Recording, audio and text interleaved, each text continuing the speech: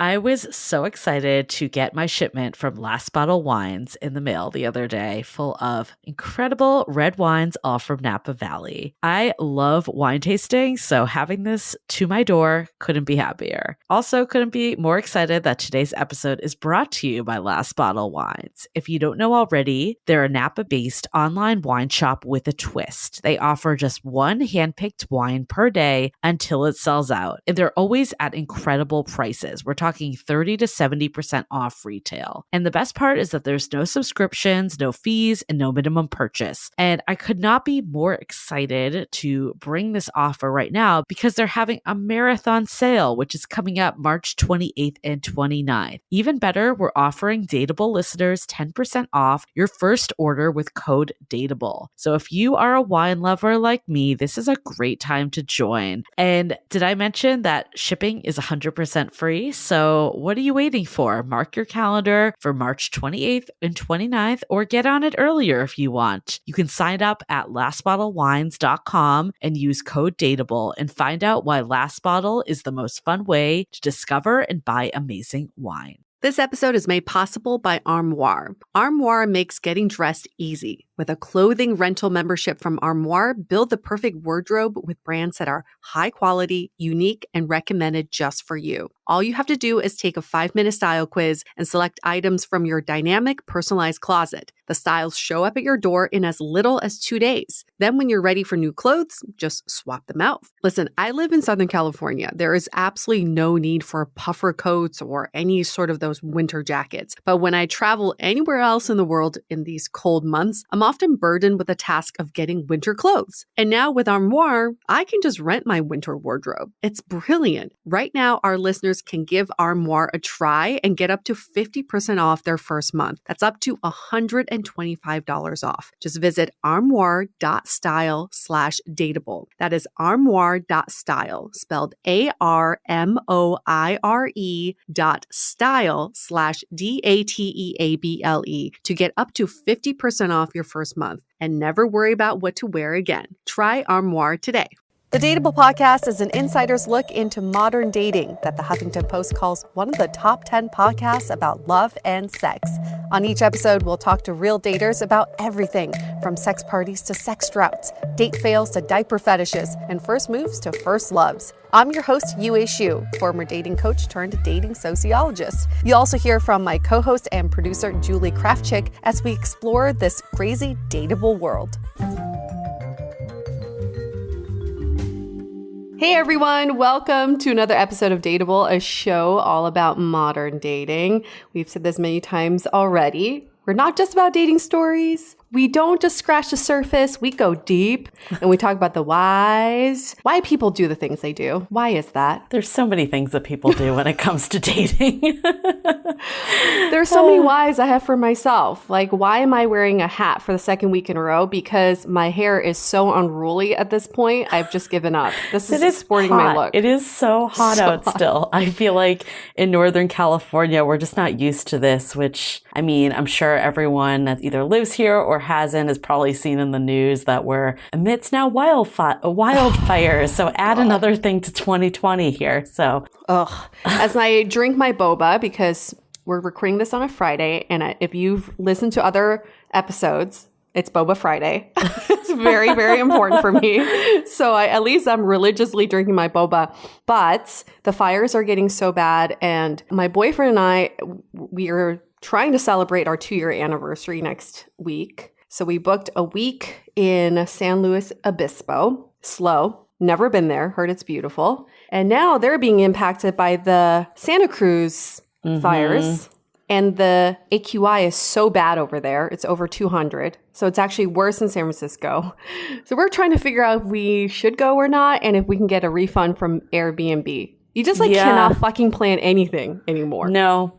I mean, that's why we're recording on a Friday, because originally Yue wasn't going to be here and I didn't want to interrupt her romantic getaway. So we were like, let's do it earlier. Then as we're getting on this call, you're like, yep, we probably could have done Sunday because we're trying to see what's going on here. But originally I was supposed to go to Sonoma this week or for the next 2 weeks. And I actually decided not to go just because I felt uncomfortable with like the group size and all all of that, but Yeah. the whole group might not be going anymore there Oh, either. really? Yeah, the host basically said that it, like the liability of having them up there when it's a fire, and then also it's just super smoky. So it's the whole point was to be like outside at a pool in nice weather. It's kind of like defeats the whole purpose. So I think they're trying to figure it out. I mean, I wasn't going to go anyway, so it kind of doesn't matter to me, but this whole trip has been like one of those like ups and downs that just, it's really hard to plan. I think this trip has been planned since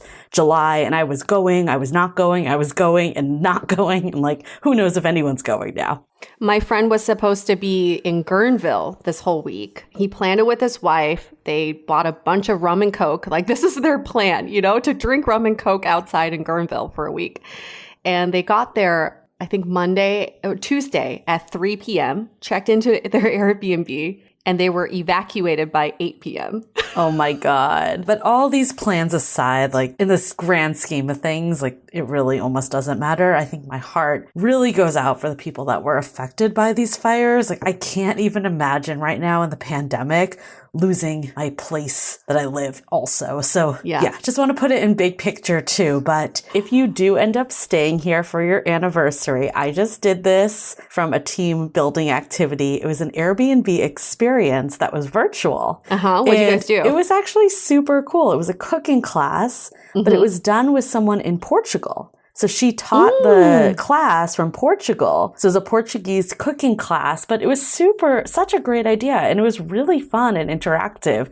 It's also one of those things, I think, for all the daters that are listening right now, it's a great date idea because I think you really get to see someone's personality when it comes to cooking. It was so funny just hearing the different personalities come through. Like some people are like, am I doing this right? I have a billion questions. I've never cooked before in my life. And then there's other people like me that I'm just like, I'll see what happens. We'll see how it turns out. It's just like you totally see people's personalities come through. So I think that could be an alternative. It can make you could go anywhere. It's kind of like the Hinge dating experiment we did. You could travel anywhere through Airbnb experiences. Logistically, how does that work? You have to purchase all the ingredients ahead of time? Yeah. So you basically got a Zoom link. So what was really cool, though, is she set up a camera over her like pot that she was like sauteing in. Oh, like a close-up? Yeah. So it was food. Yeah, exactly. Like Food so it was Network like style. her on one and then another camera that you could like see how she was prepping it more. So I thought that was really good. But yeah, you had to buy the ingredients. Like she picked something that didn't require a ton of ingredients, but I did get an Instacart order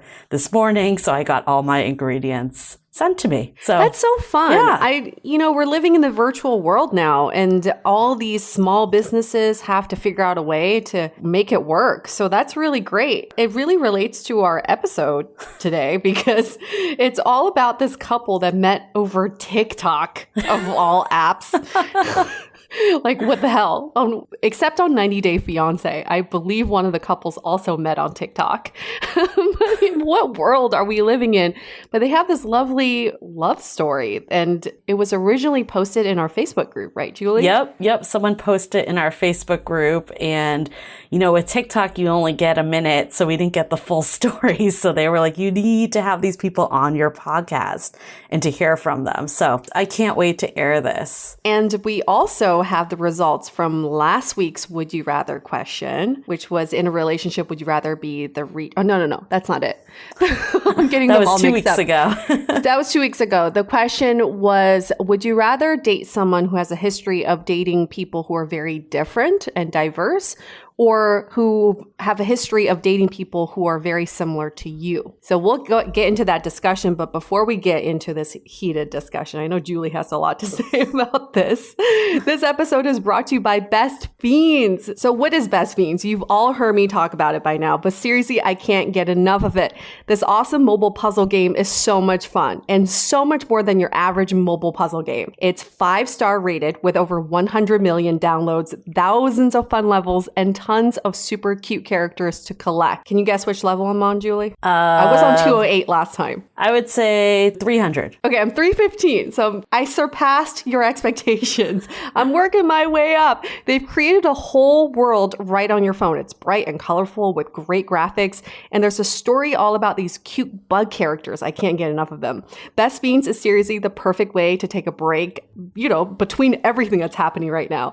Engage your brain with fun puzzles and collect tons of cute characters. Trust me, with over 100 million downloads, this 5-star rated mobile puzzle game is a must play. Download Best Fiends free on the Apple App Store or Google Play. That's friends without the R. Say it together. Best Fiends. I love it. I love that line. Friends without the R.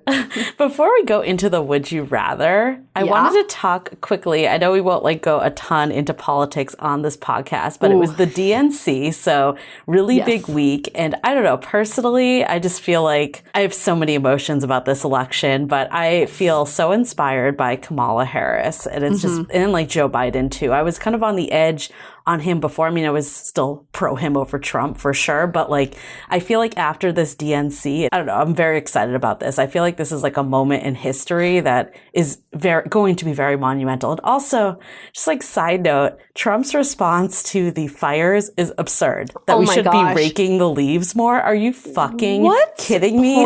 I'm sorry. I'm sorry. What planet is he on? Because we're not living on the same planet. No, we're not. But this is such a monumental election because the country is so divided. And I wanted to get your take on this because this has come up in our Facebook group before too, is putting no Trump supporters or something blatant in your profile. Is this a yay or a nay? There were definitely people that said this is a must have. This is something I put on. If someone is a Trump supporter and I'm not a Trump supporter, I don't want anything to do with them. And then we had someone argue that, this person was actually from Canada. So maybe they're not in the pulse as much as Americans, but they were basically saying a dating coach would tell you to avoid topics like politics and religion. And you should get to know the person because you could be missing out on someone really great. And I definitely see both sides of that. I see on one side, it's a filter for similar values and beliefs. And I think, I feel like politics used to be more about taxes and financial side, but now it is social issues.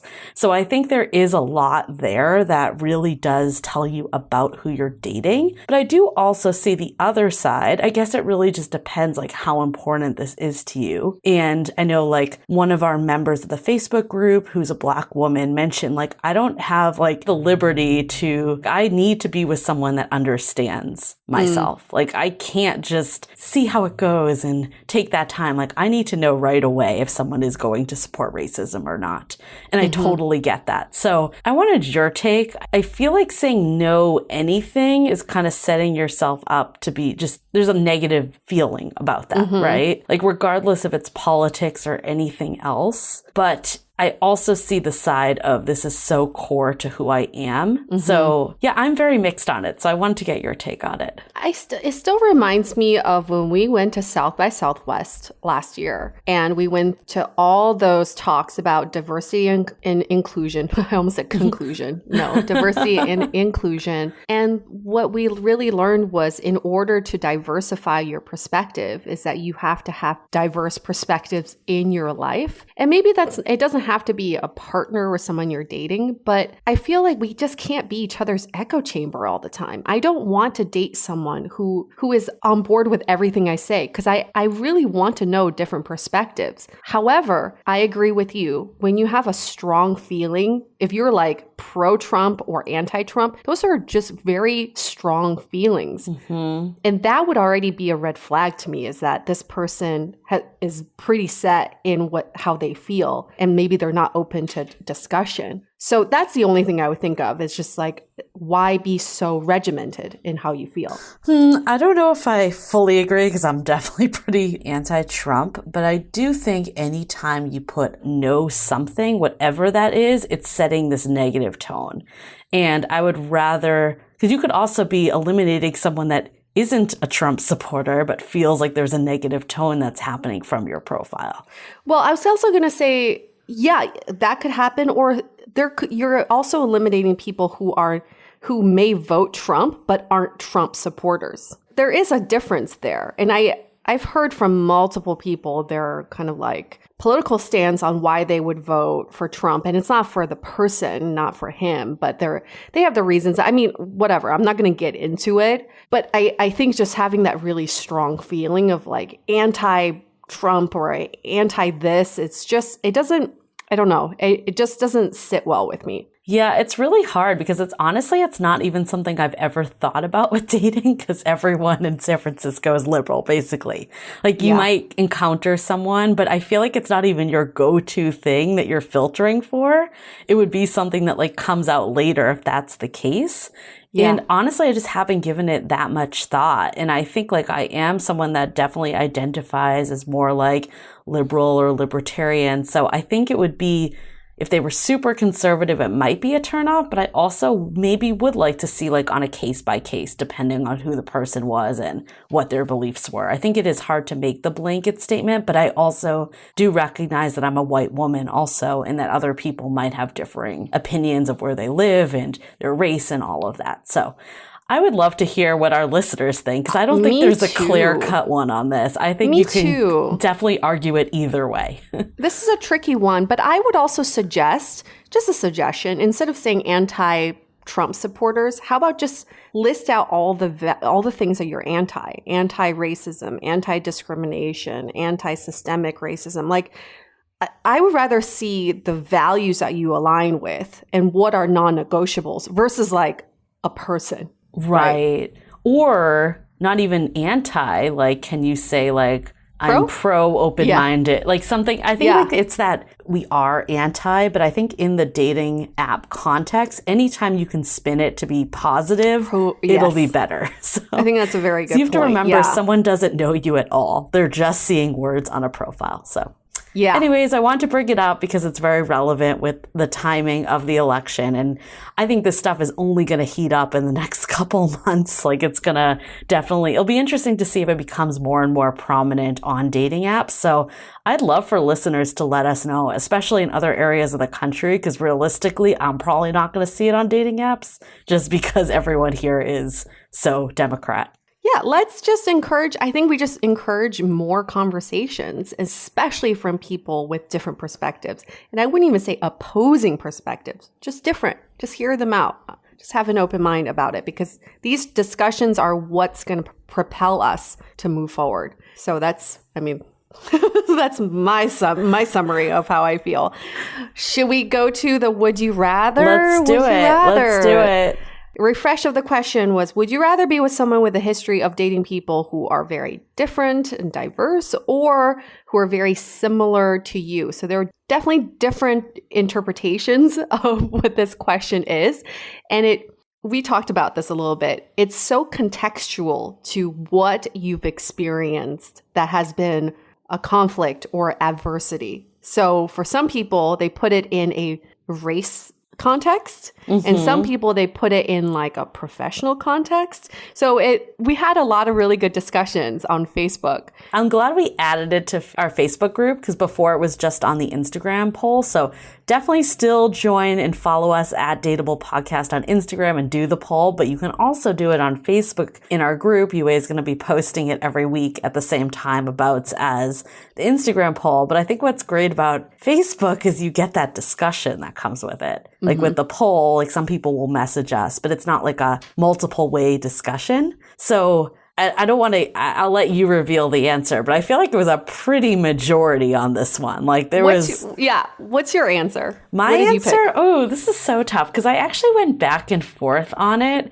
and I actually ended up going with the similar. And I think the reason why was that it didn't necessarily have to do with looks, like race and all of that. But at the same time, I don't know, like my ex, like he would always be like, you're like exactly my type. And there was something like really nice about that I never questioned if he was attracted to me. I never questioned if there was someone else out there that he'd be more attracted to. It just like, it never even crossed my mind, because he was so vocal about just like how beautiful I was and how much his type I was. The way I interpret it also is them knowing what they're looking for.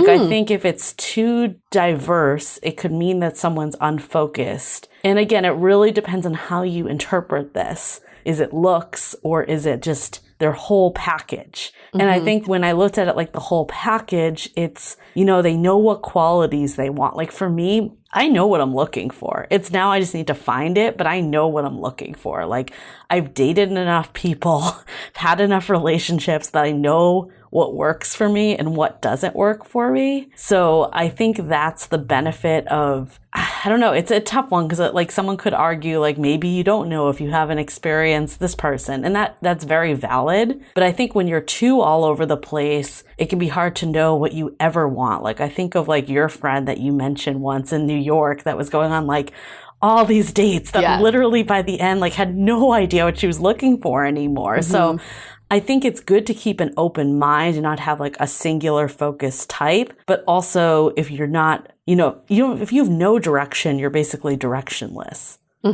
So what would you pick? These are the conversations I think is what I love about the would you rathers, because one, it's your knee-jerk reaction to how you interpret the question already says a lot about you.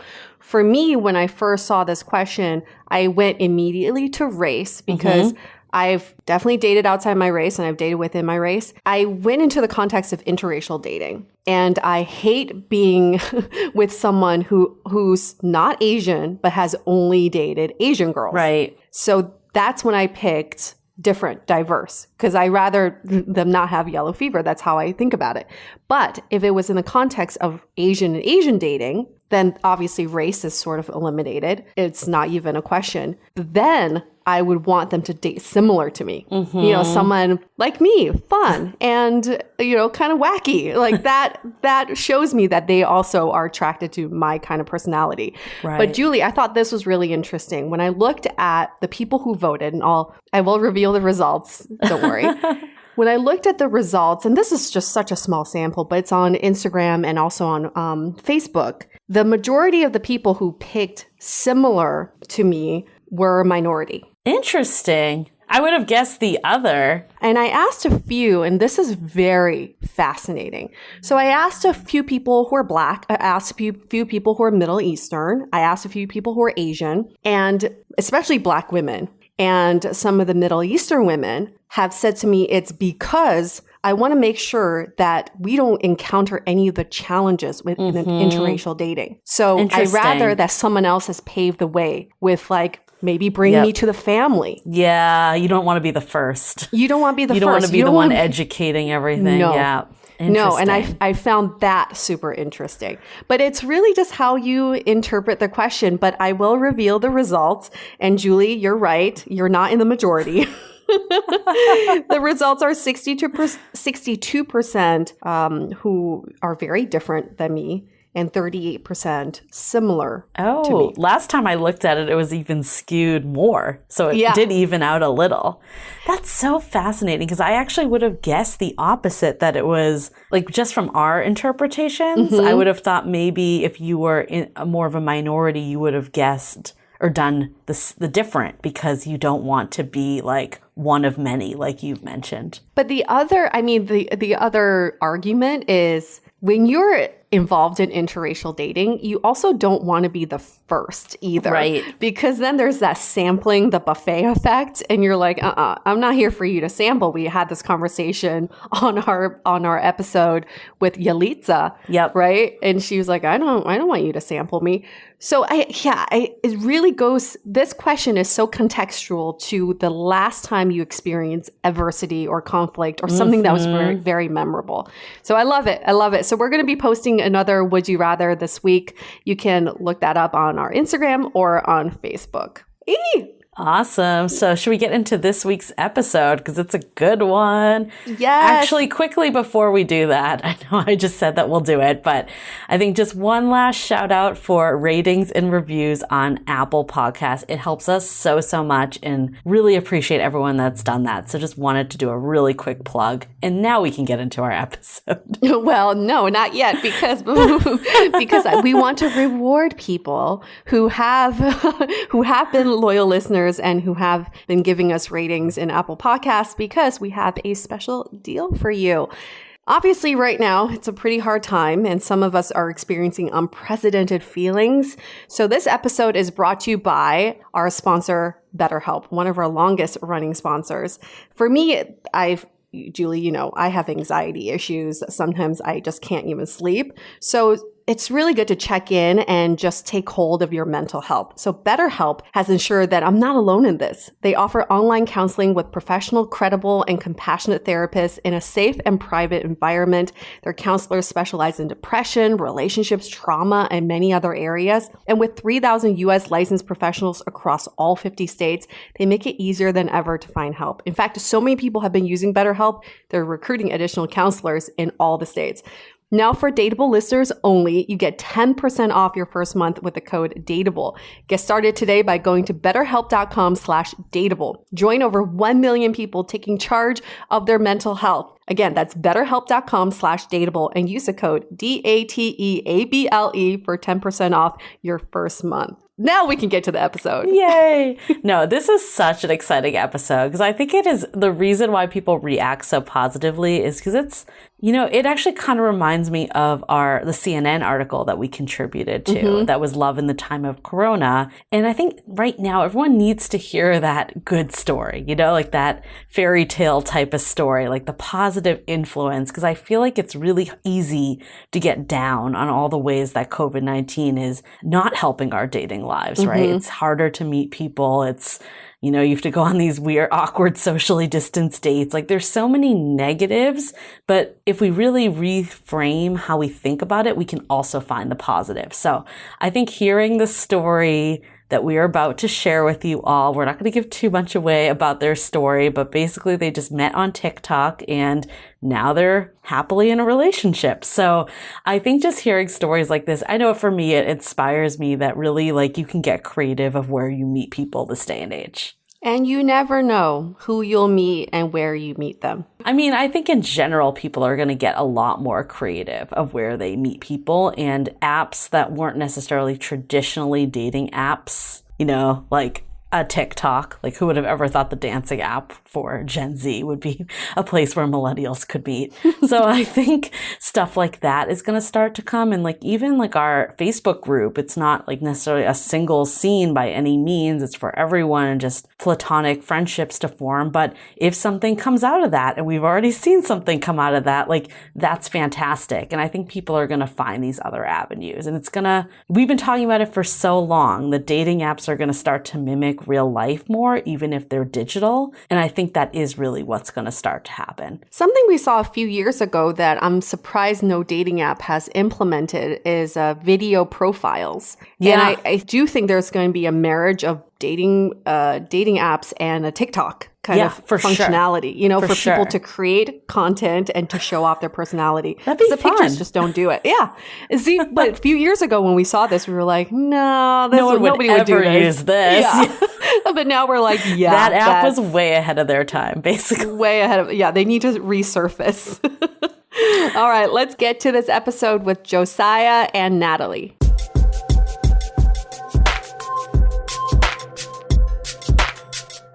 In this time of social distancing, daters are getting really creative with how they meet others.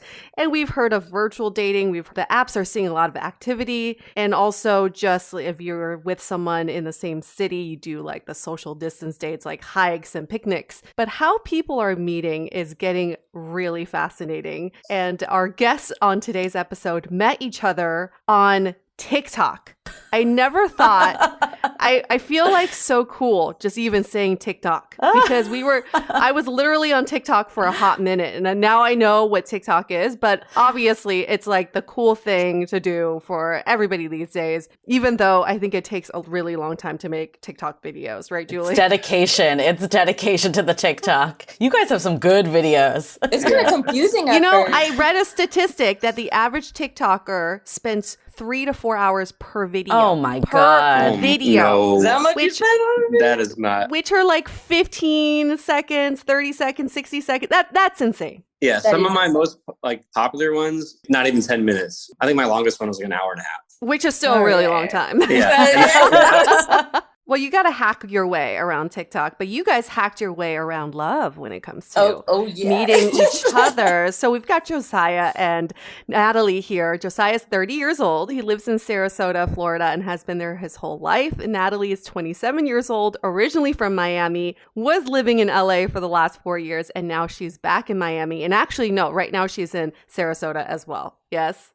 Yes. Yeah, but it's like going back and forth. You two were mere strangers. And now you're like quarantining together and in a monogamous relationship. So let's just start, let's back up for a sec. Before you met each other on TikTok, let's go with Natalie first. What was your dating life like? I was dating. I mean, I've had like one serious relationship, and that ended last year. And I did the whole online dating as well. Like, I was on like 2 apps, but I didn't go on them as much. It was just more of like, oh, if I find someone, maybe, things will work out, whatever. But I didn't really click with anyone on the apps, which I'm glad I didn't. Were you using them during quarantine? Like, were you using the apps then? Okay. I started using them more, I feel like, on quarantine, because I was just like I feel like everyone, I feel like everyone's just kind of like bored, and then just like, oh, might as well, I did talk to a few people, but nothing came out of it. I had probably like one phone call date, and that was it. So it was nothing really came from the dating apps. I don't know if you call TikTok a dating app. It could be now. Josiah, what was your dating life like before meeting Natalie? Pretty similar. I was on the dating apps, and I went on dates here and there. I mean, before the quarantine stuff happened, nothing ever like serious came from it. Again, when all this stuff happened, it was just like kind of like waste your time a little bit, but not really like, I don't know, just it was something to do to like talk to these other people and just figure out how they were dealing with it and all that stuff. Because that's what everybody talked about. They were like, oh, yeah, how's it was. That was like the line, how's your quarantine going? Yeah. Right. Yeah. And then, I actually got like annoyed with that. So I deleted it even before I met her, just because I was like kind of getting bored of.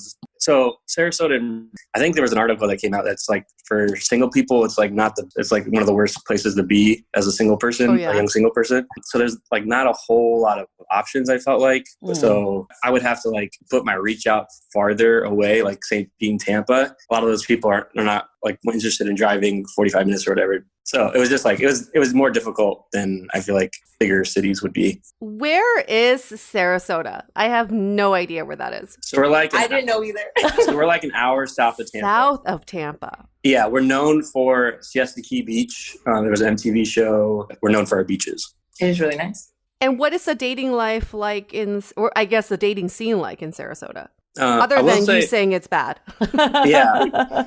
Especially like being raised here. It's not a small town, but it's smaller. And so I just felt like I knew pretty much, I knew most of the people. I will say there's some people moving here just because of the beaches, and we've been growing a lot last few years. But overall, like for me, I don't know. I hadn't been in like a relationship it'd been a little bit, just because, I've been on dates, but like nothing serious in like 2 years. So yeah. So what got you guys on TikTok? Like, what got you there to begin with? Boredom and like wanting an outlet to like be creative, just because like, there was nothing going on. I was supposed to start a job, like fell through and wasn't going to happen. So I did it just out of pure boredom and having something to like do with my time. So well, I thought TikTok was, before I downloaded it, I thought it was like a dancing app. Like you got to be a dancer to join it. And I'm like, I'm not a very good dancer, so I did not even think of downloading it. And I would have like my my sister's friends be like, oh, you got to download it, Natalie, download it. And then when I saw that like people were doing like really funny videos, I'm like, okay, this is pretty entertaining. Like I want to download it. So I did, and I realized it's not all dancing. And I just started doing like stupid little funny videos, whatever. And then that's when I saw his video. Yeah. Also, one of the first videos I did went semi-viral with like 1 million views or something. Wait, was that the French fry one? No, Oh, this that was a like, different One one. of them, I think. So I had posted one of a video that I made of me shooting my mom with a Nerf gun. I thought that was funny. Wait, did you say shooting your mom with a Nerf gun? Yeah, I was so like she hated me. Ways to go viral on TikTok. Hurt Seriously. your relatives and get their reactions. Yeah. Sabotage your mother. But like She was nice about it too. Yeah, she's a saint. There's a special place in heaven for her. I feel like TikTok is the most random thing. I mean, I definitely have gone through so many stages on it, but it's interesting because it's like you guys said, over quarantine, it went from Gen Z to like millennials. There's like so many people in the like our age bracket using it now. Yeah, and all my guy friends were like making fun of me so much. They're like, dude, because I had downloaded it just for like, I didn't even post anything. I first downloaded it just to like be entertained. So for like the first like month or two, I was just like looking at it, and then I was like, I can do some of this stuff. And so that's when I like started posting, and then I had a couple of, like go viral or whatever, and then my friends were still making fun of me. They were like, dude, you're what guys do. It's like you're funny. Yeah, who's making but fun then of you got you a now? girlfriend. Yeah, you got a girlfriend out of this. It only took a Nerf gun. Only took a Nerf gun. And Natalie, what video did you see of Josiah's that really caught your eye? Well, you know, on the For You page, it's just like random videos will come up, I guess, based on things that they think you might like or whatever. I guess they were right. So, you love French fries. I love French fries. Who doesn't love French fries? Exactly. Wait, could you describe the French fry video for people that haven't seen it? Because it is quite funny. Okay. Wait, was that the one that caught your attention before we go into that? Yes, it was. That's what the video that came up on my For You page, that I was just scrolling through one day and I saw the video where he's like eating a fry in the car and then it drops in the middle of the sea and then it's like, you'll never see me again. I'm not a good singer, but I think also for anyone that's not on TikTok, that's like one of the trend songs of like when people are leaving quarantine. It's like kids at their parents' house, and it's like, I'll never see me again. So I think it's hilarious that you had it as the French fry. It was hilarious, and I'm like, that is so. I can so relate to that. Yeah, and that one was one of the ones that took me like 8 minutes to do. It was like so quick, and I didn't think it was going to be that big, but it went.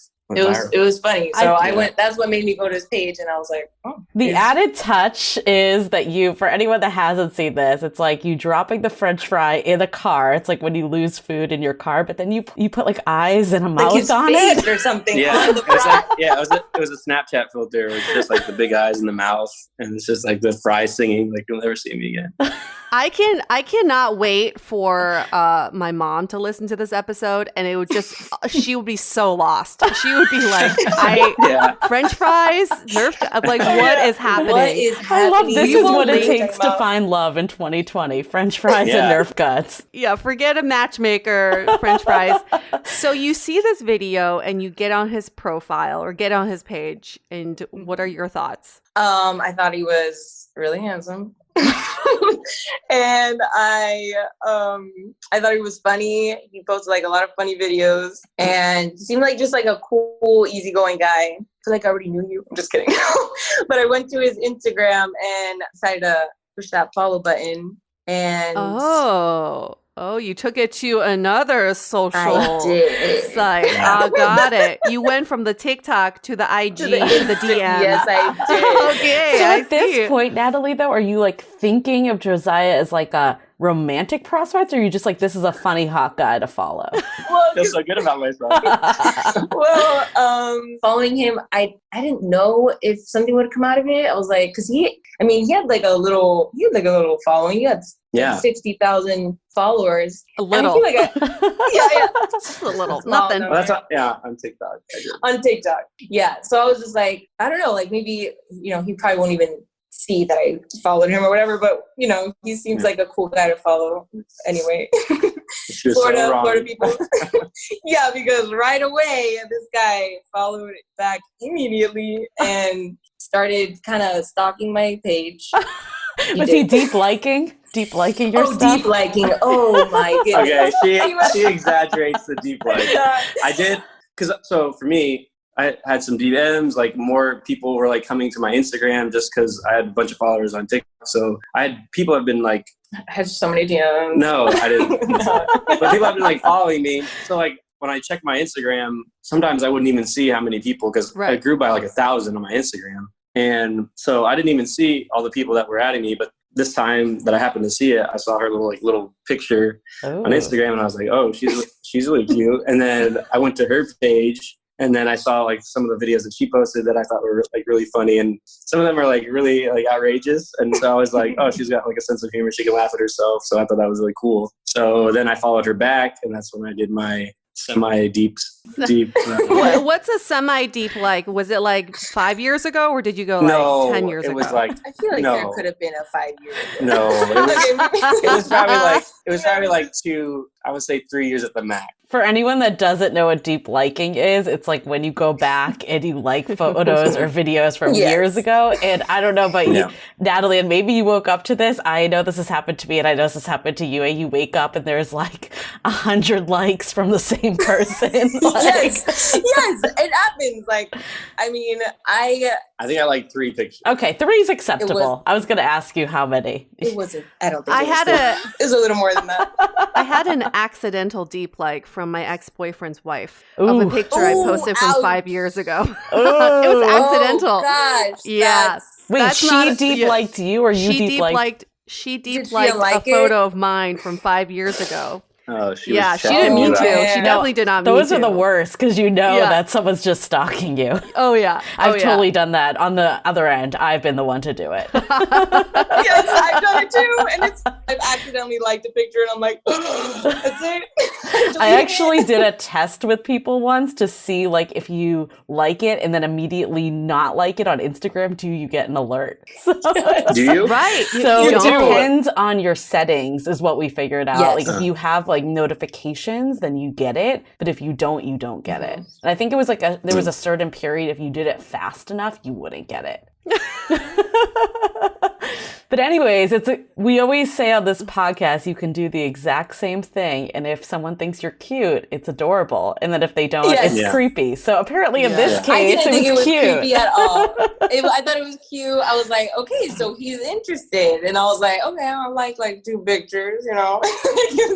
And so what is this progression? If you were to map this out on an infographic, you went from TikTok flowchart to just eyeballing each other. And then you went to Instagram, you follow. So that's the first sign that you like each other. And then you do the deep liking. So that's like, okay, this is getting serious. Game on. Game on. What is the next step? Is it commenting or is it DMing? Let's hold that thought for a sec. We'll get right back to it. This episode is sponsored by Via. We all know there are things that can help set the mood in the bedroom, but did you know a little THC could also do that? Yes, Via has developed a unique blend of pleasure-enhancing cannabinoids, libido-strengthening herbs, and a low dose of THC all into one mind-blowing gummy called High Love. This gummy, wow, it will awaken your senses, increase blood flow, and intensify any sexual experience. I've been pleasantly surprised by the High Love gummies because it is just the right amount of THC for me to have a good time without feeling sleepy. And hey, if THC is not your thing, Via also offers a wide array of other gummies without it. And everything legally ships in 50 states with discreet packaging directly to your door. So if you're over 21, you can get 15% off and a free pack of award-winning Dreams THC plus CBN sleep gummies with our exclusive code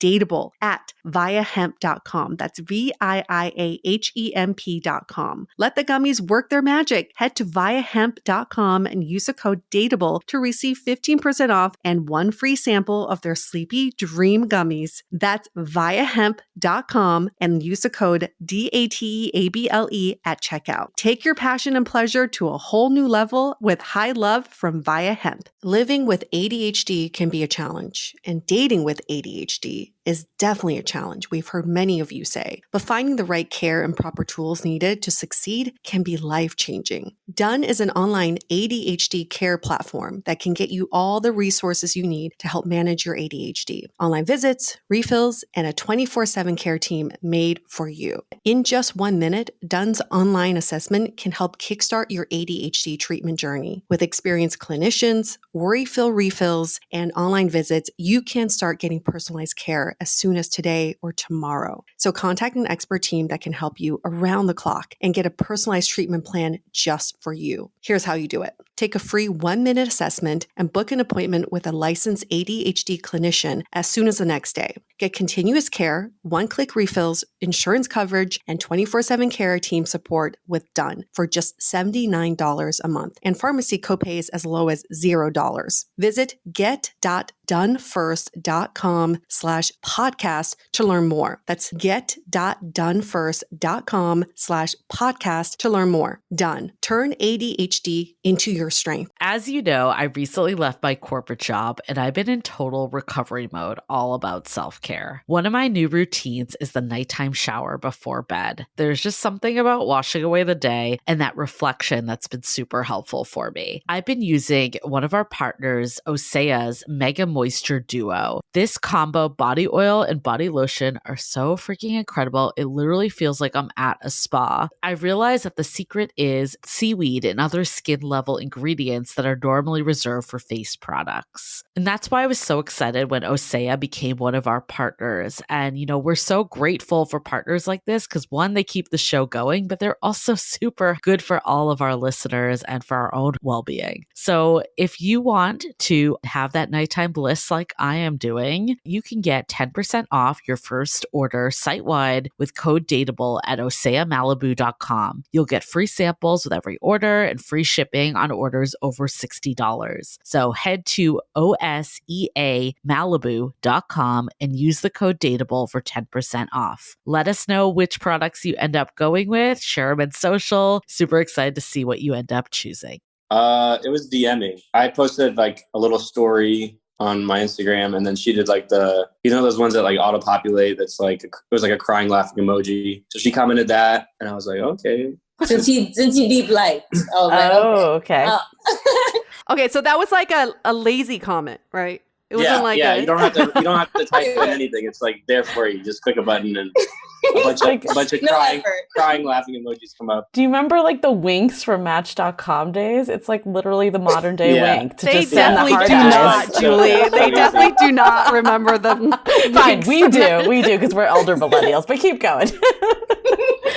Yeah. So Natalie's like, what is Match.com?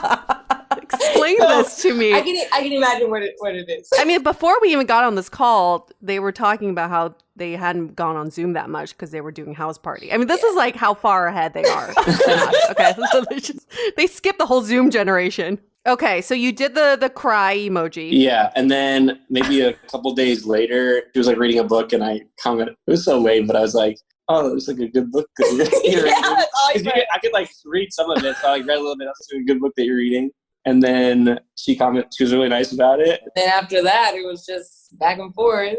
Yeah. But at first, I didn't think that he was that interested because, like, he took. I don't know. I feel like you took like 2 days to a whole day. I make it seem like it's so bad, but it just like he took like a while to respond to like my last text, and I was just like, I don't know. He's probably, and a guy that I was kind of talking to on one of the apps had done that before, like a few weeks ago, and I was like, another one of these, So yeah. So and from my side, well, one thing was like she was living in California, so I was like, okay, like what can come of this or whatever. So I was like, do I want to even like start this? So that was like a thought. Another thought was like, it was the day before my birthday. So like I was like kind of busy and like I was getting, I don't know. I was doing stuff. It wasn't like I was just too busy. Not doing anything. Yeah. So that was another thing. Right after that happened, I was like, okay, I'm going to just go for it. And that's when we started talking a lot. So we messaged on Instagram for a few days, get to know you stuff. And I was like, when is he going to ask me on a FaceTime date? Oh, yeah, that would be the next step.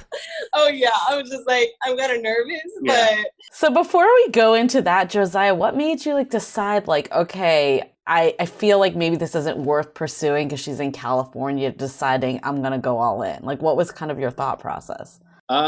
Based on like just the conversation that we had, like conversations were so fun. Yeah, they were like really fun, engaging. Like I could tell that she was interested because sometimes when you're like talking to somebody, you can kind of tell that like, I don't know, they're talking to a bunch of other people or like they just don't care as much. And like I could tell that she was like into like finding out who I was and like about me. So I was like, okay, she's like interested. So that was probably one of the things I was like, okay, well, I'm going to give this a shot. Because it wasn't like we had fun conversation. It was easy to talk to her. Like it wasn't any time where we weren't talking about like something, even if it was like ridiculous. Because sometimes on texting, it's like, hey, what's up? Yeah. Yeah. I hate those. Like, yeah. I hate those. You're just like, ew, I don't want to talk to you. Yeah. Funny story. We're still in the DMing on Instagram. I was like, okay, well, I'm going to leave her my number so she can like text me if she wants to. Yeah. So I put my number down, and it was like my neighbor number. It was actually one digit off.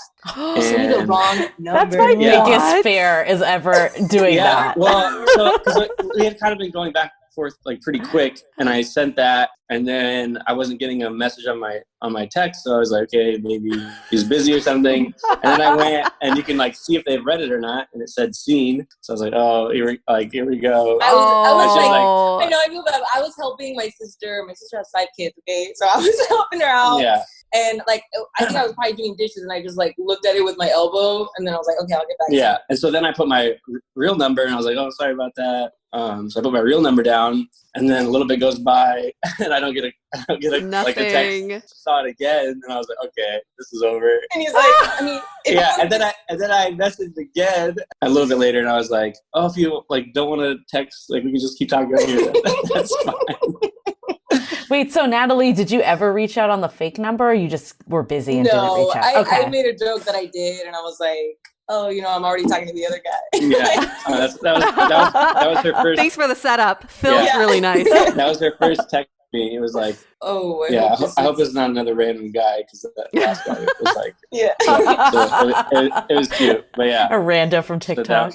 So okay, so now this is getting really serious. You've exchanged numbers. You're texting on real phones for now. Mm-hmm. Real numbers. Yeah, real numbers. I love our definition of really serious. I just want to point that out. I know, like now we're texting back and forth. How long did this go on for before you met up in person? Or I guess you do the videos. Yeah, before the face. So we probably talked maybe a week on texting. Yeah, I think so. Yeah, and like we would text like all day, like those like big paragraphs about like it was just and again it was super easy to like talk, and I was like really excited to talk to her. It was good that it was busy because I wasn't busy at all, but she was like busy helping her sister, and so like we would send a like really long paragraph, and like when she saw it she would like respond, or had time she would respond. So it wasn't like back and forth like real quick. It was like we would probably do that once or twice a day. Yeah, we texted all day, but it wasn't but it wasn't like right after. Yeah.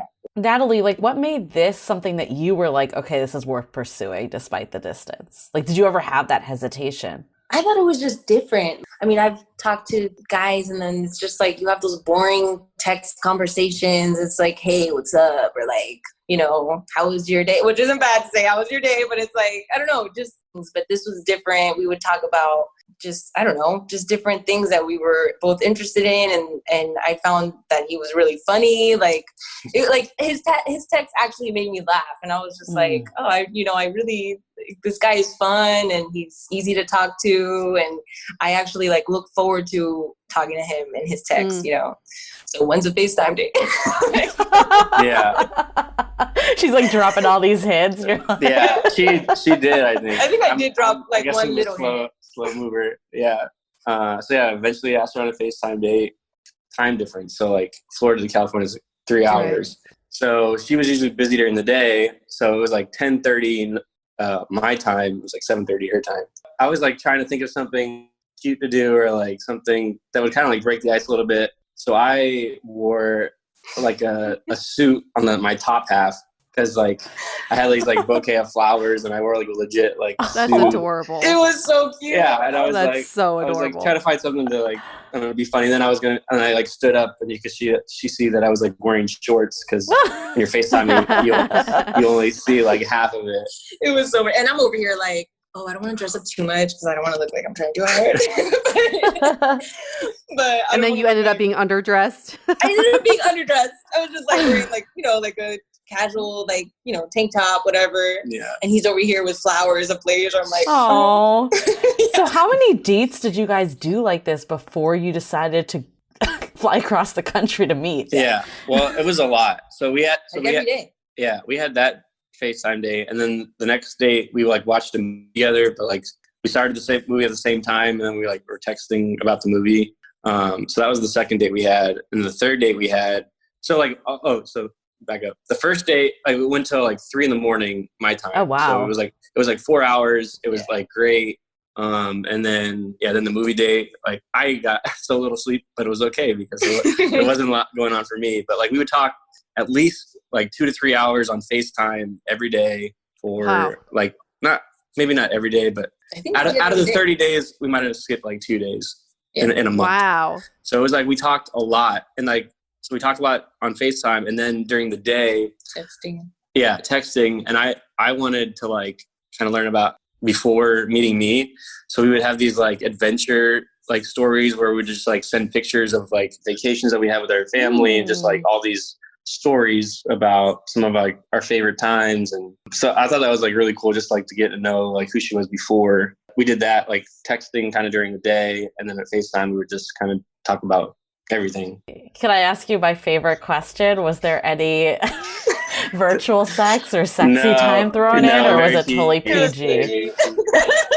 Definitely PG. Yeah. And so we always get this question when you do lots of virtual dates, it gets boring, or that it gets a little redundant sometimes. How are you two able to do so many FaceTime dates and not have it? I don't know. I mean, some of the times we were like, we said we went on House Party. Is that what it's called? Yeah. And so we would like play games on there.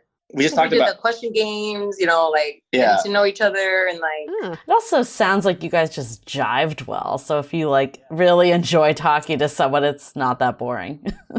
Yeah, I looked forward to talking to her like every day, because like it was late for me, so every day I had a little light that I would like flicker on. Like, you don't want to hear my story? I was about to pass out, just because like I was like usually in my room just like talking after like 2 a.m. I was like, okay, I'm like my body's like shutting down. But yeah, I never thought it was like difficult to have a conversation or anything. It was fun. Yeah. It was just easy. Thought about it. I was going to ask you, like, what made you decide it's time to take this to the next level? I was like all in. I was like, this is awesome. I was like hinted a couple of times that I would like go out there, but like I also was like knew about like California and the pandemic and everything, so I didn't want to like. And everything was shut down where I was at. Yeah, so I was like trying to get her to like come back here, or like I don't know. I didn't really care what I had to do, but I just wanted to like see her to see if it was like the same in real life. So she said she was going to fly down to Miami. Well, first the box. The box. The box. I'm a big romantic. He is. I love it. He asked me one day, like, what are my favorite snacks? What's my favorite wine? What's my favorite? Yeah, and our conversation, just like what we were talking about, like our favorite stuff. And I'm thinking, he's just gonna, maybe if I go down to Sarasota or something, he'll plan like a little date or something with all my favorite things.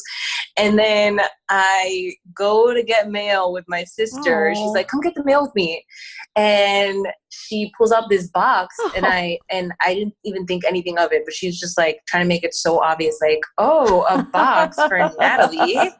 The week before was my birthday, and I'm like, what, did my mom send me a box or something? Like, what, what's happening, whatever. She was like, Natalie, look at the address. And I'm like, oh my goodness, it cannot be Josiah. I'm like, no way. Yeah. So I ran inside, I opened the box, and he had like all these cute little things that my favorite chips, my favorite wine, the sweatshirt he changed into when on our first date, a little note, and chocolate.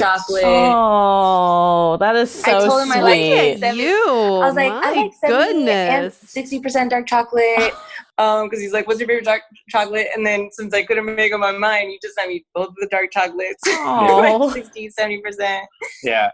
Wait, how did you get her address in the first place? I mean, I had told my family about her, but I didn't know exactly like if she was. You did? Yeah. Oh, yeah. So I'm one of 7 kids. We're all like really close. Like they know pretty much everything. Not everything, but most. And so there's a few times where I was going to message her sister, because we were friends on Facebook, and you can like see who the family members are. Yeah. I see. I've got like all my stuff. You got it down. Of the unpaid private investigator. So there was a few times I was going to message her, and I was like, let me wait a little bit more till I was like more certain that she had talked to her sister about me. So when I waited for a little bit after that, I messaged her sister on Facebook, and I was like, hey, this might sound really weird, but I've been talking to your sister for the last few weeks, and I was like hoping to send her like a little package of some of her favorite things. Is there any way I could get your address to like send it to her? And she was like, duh.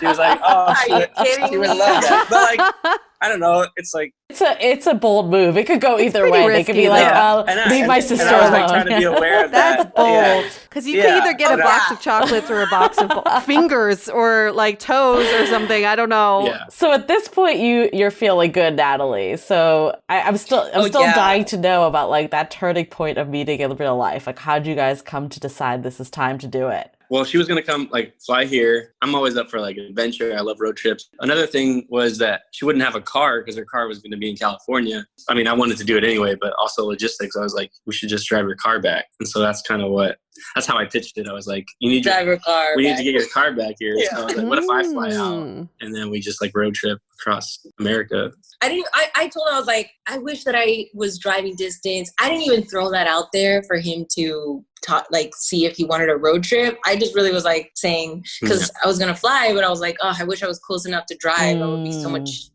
so much better and nicer that it'd be close enough to do that. Yeah. But that's when he threw out you want a road trip? Yeah. That's another bold move. So you going back, did that have to do with this situation, or were you just wanting to go back in general? This definitely had a lot to do with it too. Because also, I'll just be honest, there was nothing going on. Right. Yeah. Everything was closed. Everything was closed. So I was just like, I mean, I'd rather be home, and also it's close to where he's at. So it's like, this would be a good opportunity to get to know each other and see each other in person. With the news and everything, I just figured things were not going to get any better anytime soon. So I was like, okay, might as well, if I'm going to do this, do it now. Yeah. Another thought that was going through my head was I had dated someone long distance before. I'd go there, she'd come here. It felt like a vacation kind of, where we were always doing like the fun, exciting things. And then the more we hung out, like it just didn't work. And so I was like, well, in a road trip, like you'll get to see like everything. It's not just like, especially on travel. The good, bad, and ugly. Yes. Yeah. And I was like, and I didn't want to like waste my time. I didn't want to waste her time. So I was like, well, no more one way or the other. I was game the whole time. And because like she was kind of unsure. She said she like wanted to think about the road trip. I kind of made it sound like that, but in my head, I was like, she's just playing it cool. She's just playing it cool. I love it. I was like, I don't know. I mean, that's like a drag. I'm just kidding. No. Yeah. You like keep him on his toes a little. Yeah. And you also had to plan. So once you fly over to LA, you would have to spend the night before you take your road trip back, right? And did you guys discuss that? I mean, that's kind of a big step at my sister's house. So we stayed like a day and a half at her sister's house before we left. We had like a day date, which was really nice in LA, like Malibu. We had in and out on the beach, on El Matador Beach, which was awesome. So we did that during the day. That's all great, but where did you sleep? We slept in separate beds. Oh, wow. Look at that. What was your reaction to, like, when you guys saw each other? Was it the same of what you've been seeing on FaceTime, or was there anything different? No, I thought it was the same. Yeah. It was just like, yeah, I wasn't nervous the whole time until I got landed and she was like 5 minutes away from the airport. That's when I was like, oh, yeah. The moment of truth. Just more nervous about like, what am I first going to say to you? Because we've like talked about like the past and we've talked so like much during this time. I was like, I felt like I knew her for a really long time. So I wasn't as nervous about that, but I was just like, what is that like first reaction or whatever going to be? And so that was like the only part I was nervous about. So when I landed, I went to the airport bathroom and I like put deodorant on, I brushed my teeth, I like did all that. I had bought a bouquet of flowers before I left and I brought that. He gave me a you're whole so bouquet of romantic. flowers. I love it. You brought it on the plane? He brought it on the plane. Oh, and rewind. He called my parents before. Oh, yeah. He called my parents like the night before, right? That you left? She gave me her mom's number as like a joke. I don't remember why. I don't remember why either. Because her mom as is like a joke. as like a very pretty woman. Oh yeah. And so I joked like Mother's Day, and I was like, "Oh, send me your mom's number so I could like say Happy Mother's Day." That's like a joke. And so she actually like, gave it to me as a joke, that number. And I didn't actually know if it was her number or not. I just thought she maybe put in like a random number.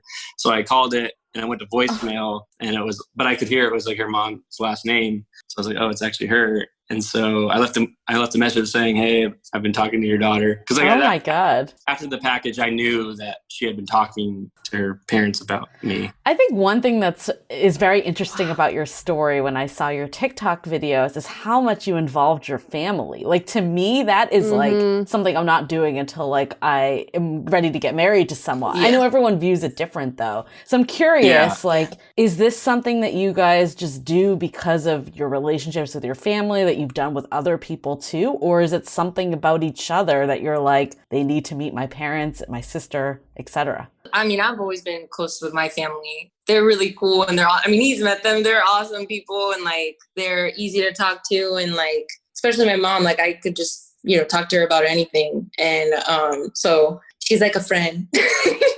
Yeah. And for you, I guess. Yeah, for me, like growing up, my parents always pushed like group dating and like don't date until like you're older or whatever. So whenever we did something, it wasn't with all the other girls that I dated, they met my family like pretty quick. Okay. And especially because we're a big family, it's probably like really intimidating. It's a like big part of like who I am in my life. So it was like, it wasn't like, oh, you're meeting the parents and this is like marriage. Like whenever I bring friends over. Like, got it. So both of you are kind of on the same wavelength about just this is something you do in general. And it's not, neither one of you were like freaked out about it. It was just part of the course. Yes. So you spend a day and a half at the sister's house, and obviously things go well there because you decide to go on this road trip together back. On this road trip, let's go over 3 things. What you loved, like one really great memory, and then maybe one not so great memory, and then a really surprising thing you found out about each other. So let's start with Josiah with your favorite memory from the trip. We watched the sunrise at the Grand Canyon. Like that was phenomenal. That's where we had our first kiss. Ooh. So yeah, that for me, that was really nice.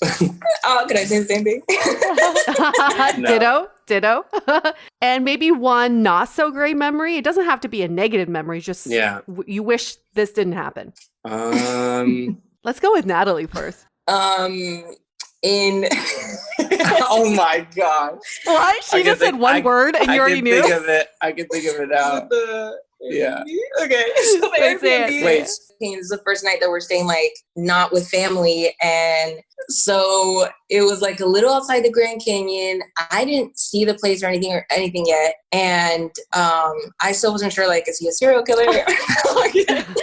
But we go and like we're like on a road where there's like no lights, and then he turns on this dirt road that we went on for a while, and there were no lights. It was like, was it a road? I'm not sure. And this is when I was like, is this where you kill me? Or like, was this like, I was just so, it's probably the reality of this situation catching up to you too. Yeah. Yeah. So I was just like, wait, maybe I really don't know this guy. Yeah. One thing surprising you found out about each other. I don't know if there was surprising because I felt like I already knew you. What about like, let's go over the day-to-day stuff. What about like budgeting or finding food, planning, bathroom behaviors? Those are like the daily shit you have to go through. Yeah. We didn't even talk about that stuff before. We didn't even really plan the trip. Yeah. But it was winged it. Yeah, but it was awesome because it was like so easy, and like all of the food we pretty much ate. We kind of like went to a grocery store, and then we got like groceries. We had a bag, and we pretty much like picnicked or like would just snack on the drive because we were driving like 10 hours a day. So it was such a cheap trip. Yeah, like, it was. We hardly spent any money. Like gas.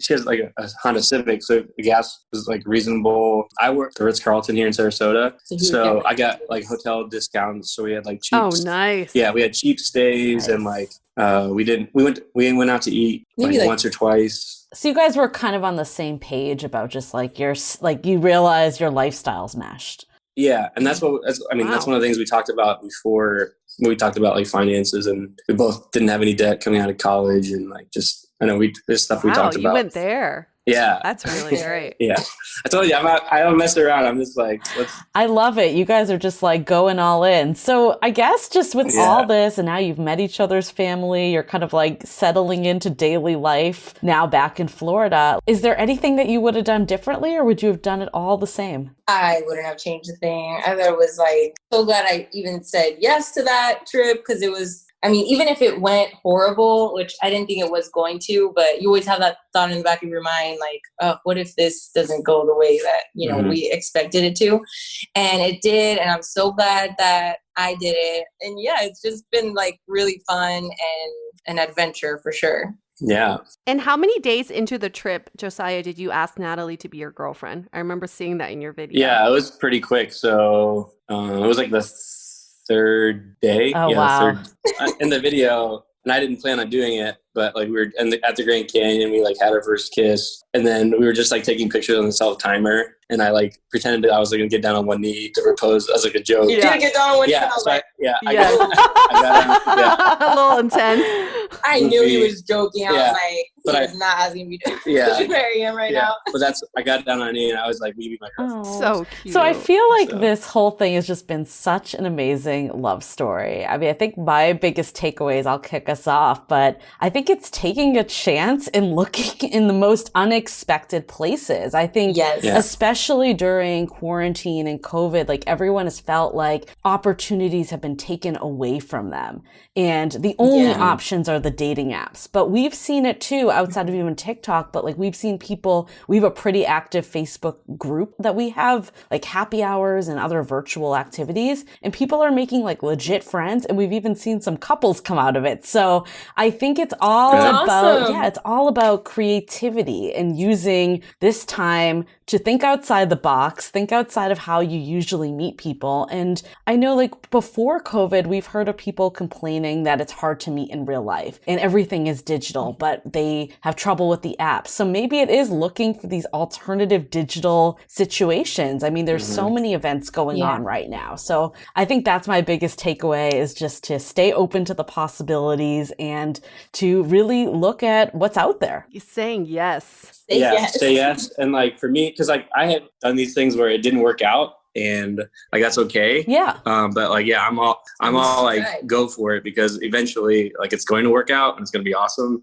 But yeah, I've definitely had times where it didn't work out and it sucks for a little bit, but then you get back on it, you go for it again. And so I would say go risk it and go do what you got to do. But nothing to lose, right? Yeah. Nothing to lose. Yeah. It's a great memory you've created. Who knows? Like we can't predict what happens in the future, but this is such an awesome story that you're putting out there, and it's memorialized on TikTok forever. TikTok is now just like my diary pretty much. I'm just like what my life is like. My biggest takeaway is I think we've just gotten a lot of people who are a little fatigued from all the virtual dating thus far, but you two did 30 days of FaceTiming and house party, and it never got old, because I think when two people have chemistry and when two people are so open-minded going with the flow, it doesn't get boring. And I love that you two have found ways to keep it fun, like you showing up with a suit on a first date and doing the care package, and also just you gotta have fun, yes, and then asking the right questions, sharing stories of previous adventures. I think there are always so many levels you can learn about someone from virtual dating, and if you're getting to a point where you're stuck with someone and you don't know how to take it to the next level, either you just have to like try and find those prompts to get there, or it's just not really working out. Like there's no need to hold on to that, because it seems like for you two, you never really had to try that hard. And I think we were both intentional about like getting to know each other. So I knew like what I wanted to ask her and like find out about her, and vice versa. Like being intentional about like what you're trying to figure out and the questions that you want to ask and stuff. Absolutely. What advice, so parting words of advice from both of you to anybody who's trying to date during this time? Well, there's a lot of safety concerns, health concerns. I'm sure families are concerned as well. So what would be some advice for you to give to them, all the daters during this time? Well, be safe and take a chance. You never know what's going to take a chance. Take a chance. Yeah. You never know what can come from, like, I don't know, just even me following him on Instagram. If I hadn't done that, would we be here? Yeah. True. So I don't know. Yeah, I mean, I think the other takeaway, it's like this fail fast mentality. Like, I've been saying this a bunch, that people are just really kind of diving into relationships now, and we're not doing the date talk or, that small talk that would happen. Yeah. And we're going to these deeper discussions. I love how you guys went through like your whole past and the photos and all of that. It's just such a good way to really get to see if you guys are compatible quickly. It's kind of like this fail fast mentality. We see this with startups too. It's, we're going to go all in, and if it doesn't work, it doesn't work. And if it does, amazing. Like, let's find out quicker. And you guys have said it so many times, like there was nothing to lose. Yeah. Like, I know there was some initial hesitations. Is it worth my time? But especially right now, all we have is time. So I think in the past too, we were playing this whole thing of relationship chicken, which really was getting us nowhere. Like, people were kind of half in, half out. And let's just go in and either make it work or fail fast and move on. What's the worst that can happen is that it just doesn't go into anything. And don't settle. I mean, if you're in a relationship and you're with someone that you're like, and you're just trying to pass time with them, move on, move on. There's someone else out there. There's more people out there. I know times are tough right now, but yeah. Well, I was just going to say, there's been a lot of like women who have like reached out to me, just like thanking me for like the way I've been treating her and like going to like pursue her. And it's kind of sad that today's society, I don't know, just like the guys to like pursue. I mean, I think girls can pursue guys too, but like in general, if a guy's like not treating you well, drop the loser and go, because there's good guys out there that will treat you the way you deserve to be treated. Romance is not dead.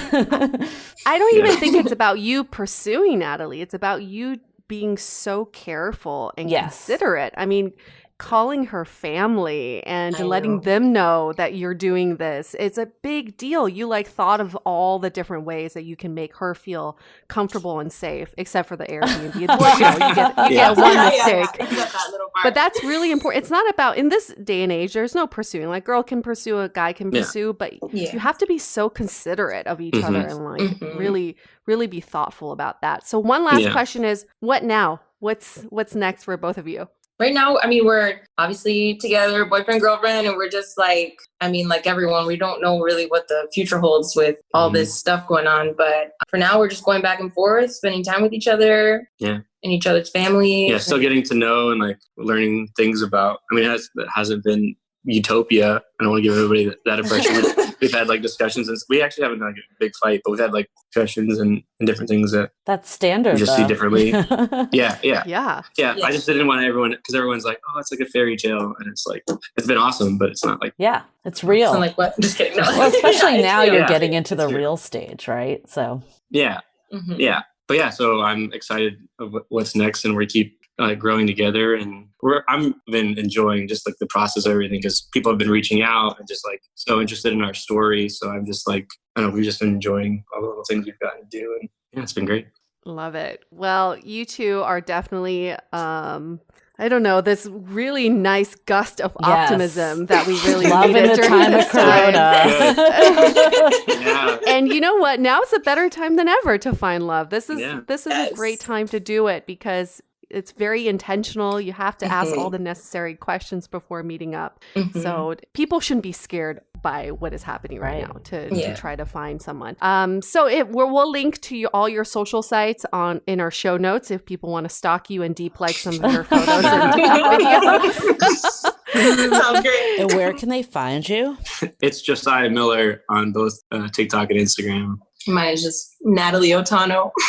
Yeah, and we're gonna try to start a YouTube because people are like asking about like our journey. So we're gonna just try to document as much as we can and like talk about You totally should. I love your videos, and I think anyone that wants to see like this go down in action, you do a really great job of showing at the airport and everything that's happening. So love it. Thank you so much. Keep us updated on everything that's happening. Good luck with everything, and just keep the positivity alive, because we need it. We really do need it. No, I was gonna say, we just had so many requests in our Facebook group about this. So I'm really glad that we were able to chat with you. It's just so cool. People need it right now. They need the good story to show it's possible.